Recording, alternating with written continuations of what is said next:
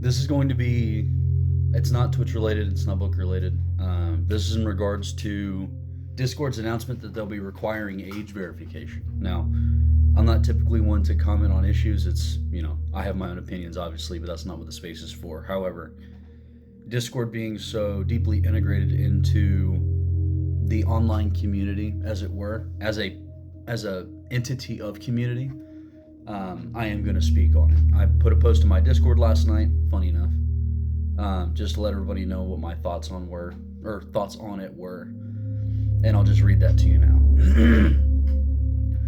Discord will be requiring age verification to use Discord, or users will be given teen level access on the platform. Discord just had a major security breach 6 months ago that affected over 70,000 users. There's no way I'm storing more data than necessary. I'm also going to say that they say they're doing it to protect the kids, but it's not a corporation or the government's job to protect children, it's parents. And as a parent, I completely stand by that sentiment. This is just another invasion of privacy and another cinch in the belt around the neck of internet freedom of access and anonymity. They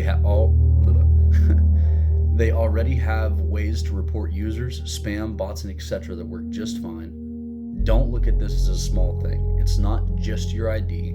It's a company and a collection of people saying that you don't know what's good for you and that they know what's best. And if you don't agree, you don't get to participate. Especially on a platform so rooted within the internet community and people's ability to communicate with one another, I will not be using Discord once the age verification requirement is set, and I suggest you do the same. Spread the word, tell people to cancel Discord Nitro, and to switch to alternatives like TeamSpeak.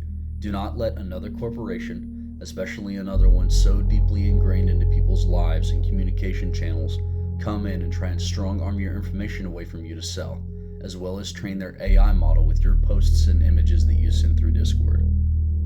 Hopefully a change is made and they retract the age verification requirement. Feel free to look into it yourself and become informed. That's what I put out last night when I saw two separate people talk about it, and then I looked into it myself.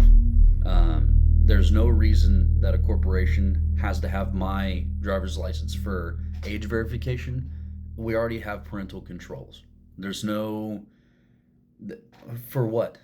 You know what I mean? They sit there and they go, oh yeah, we're doing it for such and such and this and what have you. And you can make the argument they are a private company. They can require whatever they want of me. But as a consumer, I can also say I'm not going to use your product if that's the case. The American people in general have been slowly encircled by surveillance technology, tracking, awareness. The police are becoming, more and more armed. The government invades further on. And you can say, oh, but like I said, right? You can just say, oh, it is just my ID. It's no problem. No, it's not. Because they sit there, they go, okay, yeah, we just need your ID. Well, then they have your identity tracked to whatever you're doing online. Then they go, oh, okay, well, we've seen and it can go two ways, right? Oh, we see what you're doing online and we don't like it. Or they can go, oh, hey, we see what you're doing online and we're going to limit that. Oh, we don't want you looking there. You specifically, we don't want you looking there.